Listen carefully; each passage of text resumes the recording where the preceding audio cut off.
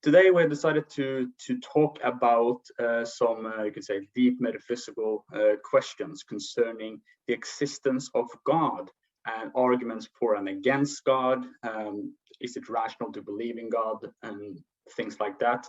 And also related to this, the question of miracles and science. Can miracles be used as an argument for God? Can we ever rationally believe in miracles, or has science sort of shown that we cannot do so? Those are very relevant and very engaging questions, to put it that way. So Amos, I suppose we could start this endeavor with defining some terms, because definitions are important to clarify things. So I suppose I could start off by asking you what you think of God and miracles, and the relationship between God and miracles to science, and perhaps define these three things if you want to at the start. Yeah. Wow. Yes, thank you for having me on here, but that's a very difficult question. So I'm quite sure I will not succeed in defining all three of those very succinctly, but maybe we can work at it together a bit. So I think maybe science is for me the easiest one to start with. So I think, as we have touched upon already a couple of times, there is always some philosophical basic assumption or axiom that every worldview rests on.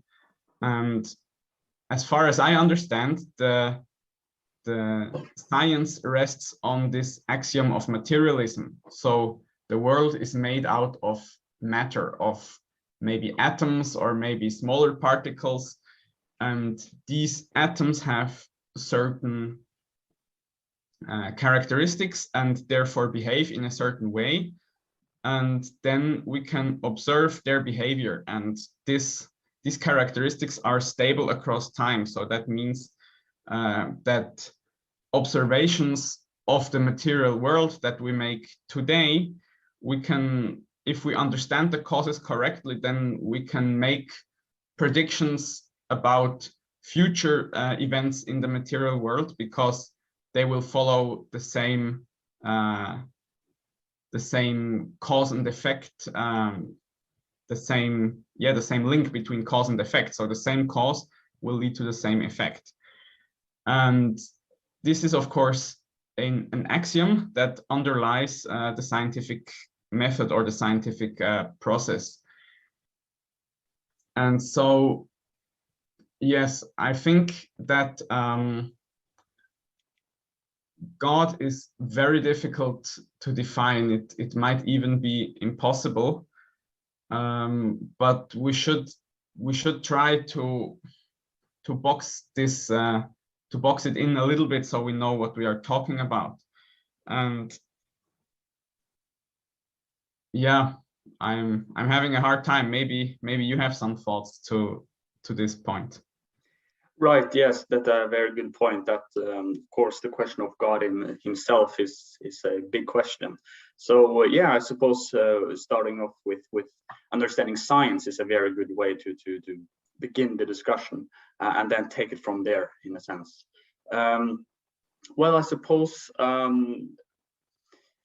as you said, materialism concerns that the world is completely material, and therefore in that worldview, God cannot exist if materialism is what one presupposes in that view, because God would be inherently immaterial. Now, if I were to sort of define God, I would sort of say that he is the source and foundation of all reality, or the source of being itself. Because to talk about it in a very deep philosophical understanding of the world, you could say that everything has being, everything has existence, that existence is something that makes things exist. They have being. And this being is grounded in some fundamental absolute source of all existence and all reality.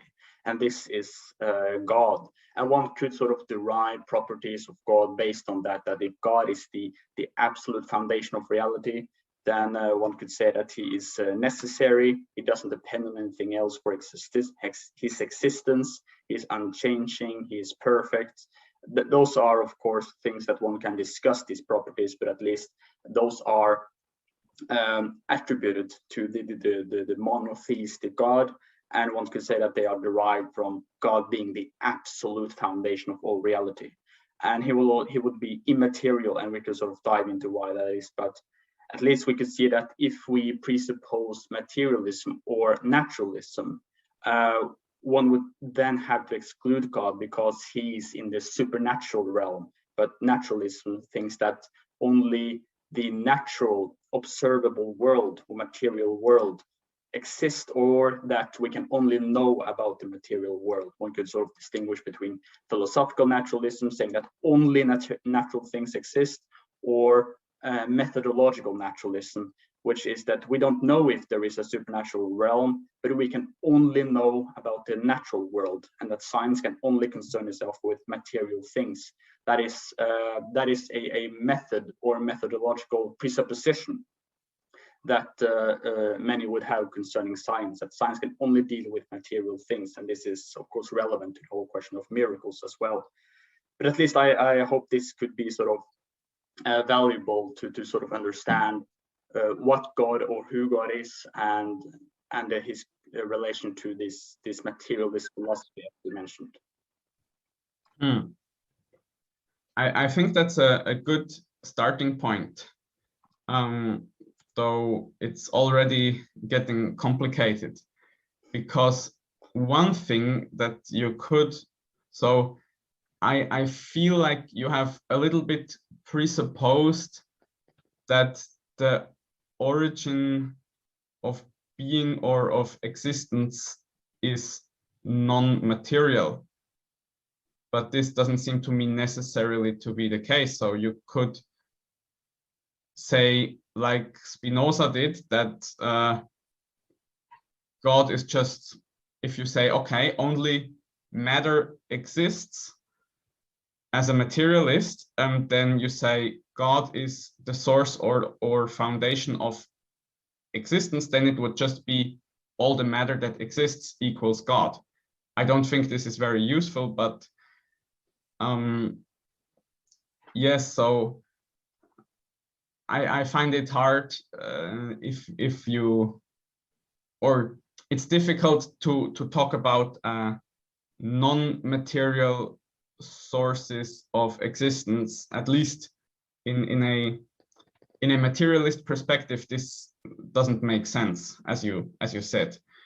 So there, I think is one problem. I think I would like to briefly try to explain how what I understand at the moment under this under the term or the name God.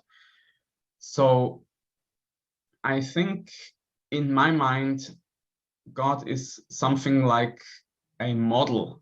It's a model of reality, and so we can have different models of reality, and these different models are useful for different questions in the end. Of course, this is quite a science influenced view of the world. So for example, we have the model that every material object is made out of atoms, and this leads to certain things that we can then say about the behavior of these objects, and this model is actually quite useful to make certain predictions about reality.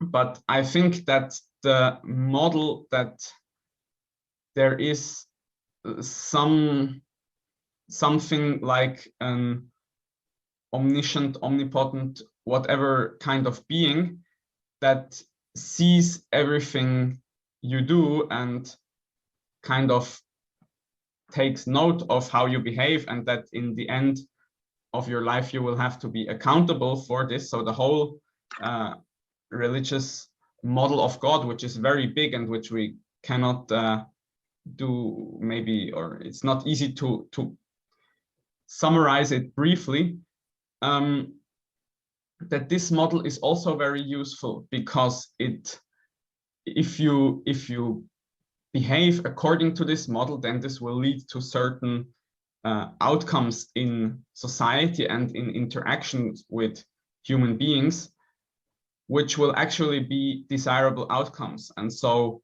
that's a little bit a start of how I understand this term at the moment. Right. Well, I suppose one might say that God can be understood in the context of a model as the philosophy theism, because theism, that is the philosophy or the position that God does exist. So I suppose we could say that theism might be such a model that you're referring to. But the relevant object or content which makes theism unique is God himself. So I think that perhaps theism could be understood sort of as a model in a sense, but that when we try to define God, we have to go to what attributes does he have, what is his identity so far as we can understand. And therefore, when we define God, we have to concern ourselves with that. And perhaps we can include him in a model, but that would be sort of secondary to understanding what God is in himself, the divine essence, if someone want to talk about that. Though it could be argued that we don't really understand the divine essence, but at least we can understand attributes of God. And I would think that God in the traditional theistic sense, and also more modern theistic senses, is this source of all being, source of and foundation of all reality, the necessary being that keeps everything else in existence. Now, I also want to clarify that you have these mythological gods, these polytheistic gods, like in Hinduism or Greek mythology, but I'm not talking about those, because those would be limited beings that live specifically a place up in the sky or some other place, and they have both good and evil sides, and they have all sorts of limitations. So those would not be understood as the God in the monotheistic sense. That would rather be this ultimate foundation of all reality. And in this theistic tradition, it would be understood that God is immaterial, that he always has had this attribute. Now, of course, there is the question of, well, why should we think God is immaterial instead of material, as you pointed out? And then one would need to provide perhaps arguments for why God must be immaterial. But at least the point here is just to describe how God is understood in the theistic sense, and he has always, to my knowledge, been understood in this immaterial being. Now, arguments for his immateriality, that would be a separate thing, but of course we could go into this, because that's very relevant to the question of God's existence. But yes, I think this definition of God would be a great starting point, that he's the source of reality. And when it comes to this model that theism provides, then yes, it would be the implications of God's existence, perhaps, that he sustains the world in existence. He has the power to intervene in the world when it comes to miracles. Now, when it comes to the question of human beings having to be accountable for their lives after this one, that would be a more, you could say, Christian aspect of theism, which perhaps is not necessarily derived from God philosophically, but rather something that is derived from the Christian faith, which is sort of an additional thing, a revelation in addition to the philosophical truths about God. Right. So I'm not sure where you want to take it from there. Should we perhaps move on to define miracles, or talk more about the arguments? But what do you think?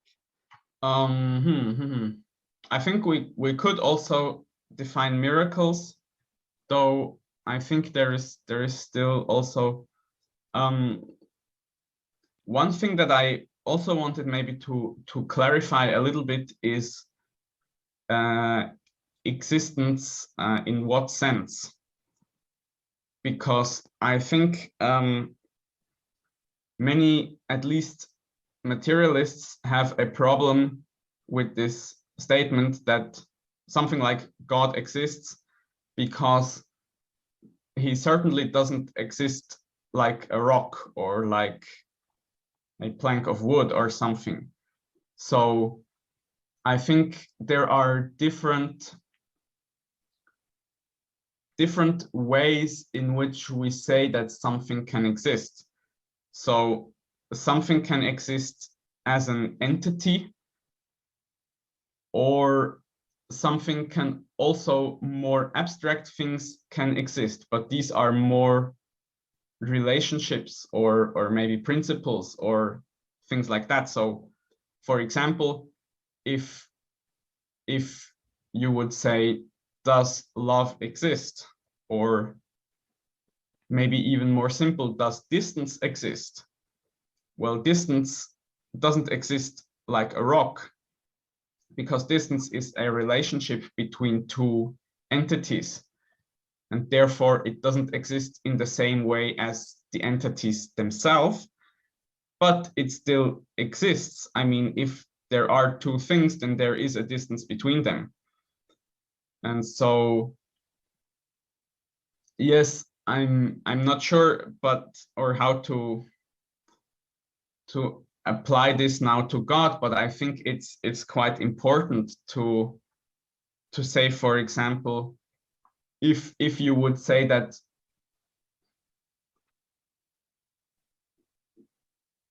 I don't know, yes, for example, as you said, God is like the absolute foundation or the source of existence, then probably there is something that could qualify as that, but it will not be something like existing in the same manner as a rock. So yes.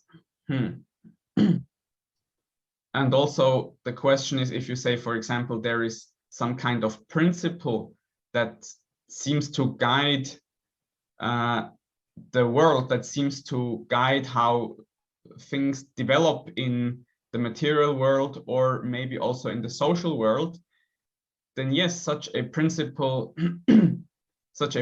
probably exists. It's probably quite complicated, but it doesn't exist again in the same form as a rock. So yes, what do you think of that? Yeah, I think you brought on very, very good points there. Very, very good points. Because existence must perhaps be clarified, because you can talk about things existing in different senses, as you pointed out. Like there is, you can have rocks or trees or cars existing, but also you have distances existence, as you pointed out.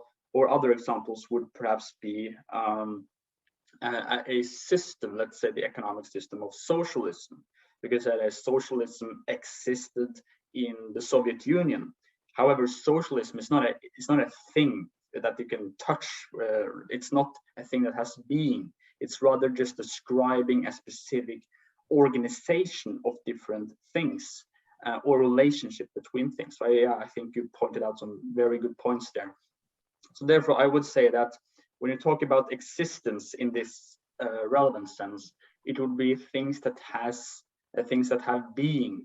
They have they have being. Being is understood as something that exists, that has perhaps concrete existence, and which and it would make a difference whether it has being or not being, because a rock is something that exists. It's something that is there.